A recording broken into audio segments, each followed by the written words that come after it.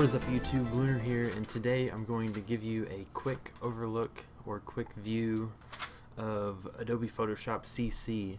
I've had some requests for Photoshop tutorials, and I thought it would be best to start with an overview video. So like maybe if you've never used Photoshop or you don't use it that much, this thing would help you. And so like whenever you first open it up, it's laid out kind of like Illustrator, to where it's got like some recent projects that you were working on. And then, if you hit new, then you select your size and you name it and all that kind of stuff. And so I'll just hit create. And so this is your, I guess, work area, artboard, whatever you want to call it. And it's kind of the same as Illustrator, where it's kind of laid out right, or the same, where you have like little windows and panels over here, and then you have your icons over here. But it kind of functions differently. Like you can't just like draw shapes and rectangles and triangles and like create vector graphics, because Photoshop is, I think, pixel based. So what that means is like something that you make in Photoshop, you won't be able to scale it up like infinitely like you will be able to in Illustrator. But anyway, whenever you get started, there's your file, edit, image, which you'll probably use the most. Most of my Photoshop work is with actual photo editing, so I use the image panel the most. I don't really do much photo manipulation or like painting or something. I know Photoshop is used a lot for like character painting or like character design, because it's easy to just paint right into. But yeah, then you have your layer panel, and then like a type for your words and stuff, and then a select panel, which I use a lot. I actually use the select and then color range a lot. Like if you have a photo in there, you can select a certain color range and it'll try to select all of that same color. Filter for like filters on photos. There's a 3D option that I haven't really messed with, but you can kind of create some cool looking 3D words and stuff like that. The view, and then your window for all your panels. Like if you click one, it will pull up the panel for it. But yeah, the menu up here is pretty much laid out like Illustrator, just has different functions in there. And then you have different things over here. Things you might use the most would be the crop tool.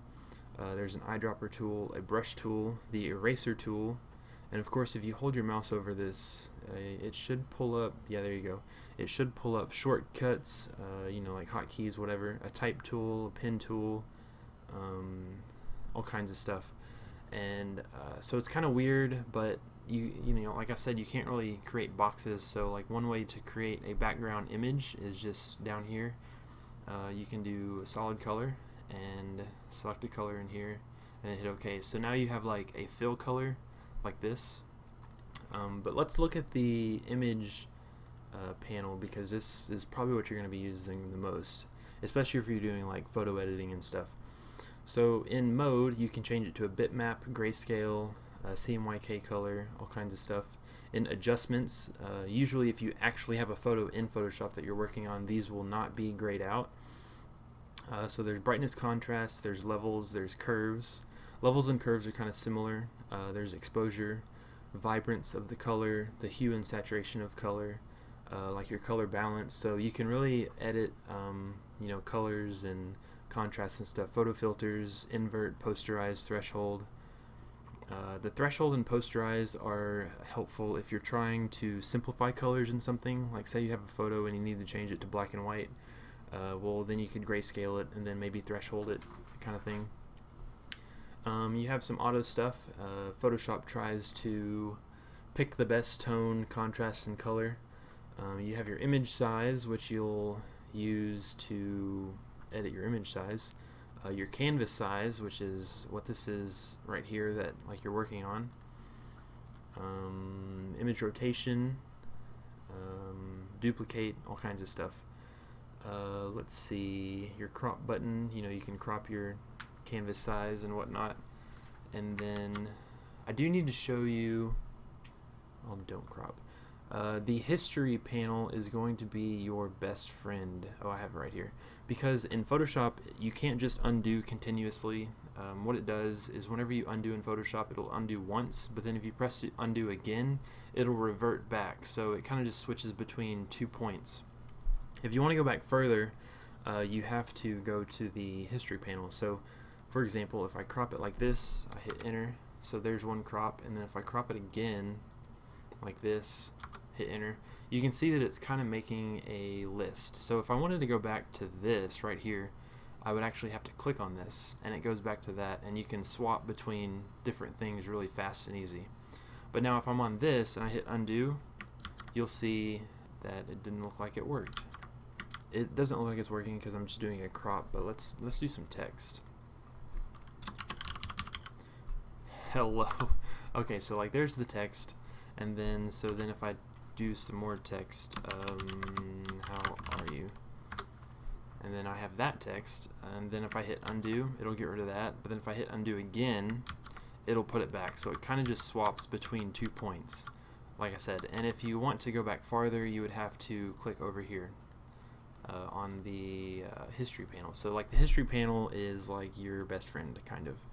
And it's kind of weird. Another little quirk about Photoshop that is different from Illustrator, if you want to move, you can see how the how are you is selected. If you want to move hello, like say you click on it and you want to move it, it won't do it. It's moving the how are you because it's selected over here.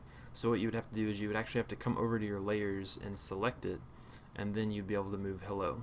And like if you click way over here, it'll move it like that too. Another way you can do it is if you want to resize it, you have to do Control T, and it pulls up a little bounding box around it, and if you hold shift you can resize it like so. And I think if you want to keep it in scale, you have to do it on the diagonal points, because if you hold shift on the sides and tops, it doesn't keep it in scale for whatever reason. It just stretches it like that. So yeah, and then to get it out of this, you would just hit this check mark or hit enter. And so like the how are you can do Control T and move it a little bit, kind of thing. And I mean, that's kind of basically it. That's a quick rundown. You got like swatches panel, a color panel, all this stuff for type and character and paragraph styles. I don't know, a lot of stuff that I don't really mess with, but you might more. And so this has been a quick rundown of Adobe Photoshop.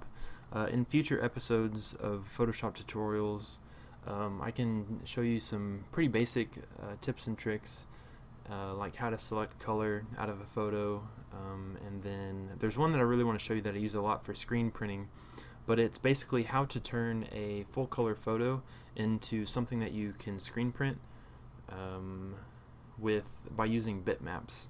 And so I will show that in a future episode, and I'm pretty excited for that because it's really cool and you can get some really interesting t-shirt graphics that way. So if you like this video, give me a thumbs up, and if you didn't like it, maybe put in the comments why you didn't, and I will see you guys next Sunday with a new episode. Peace.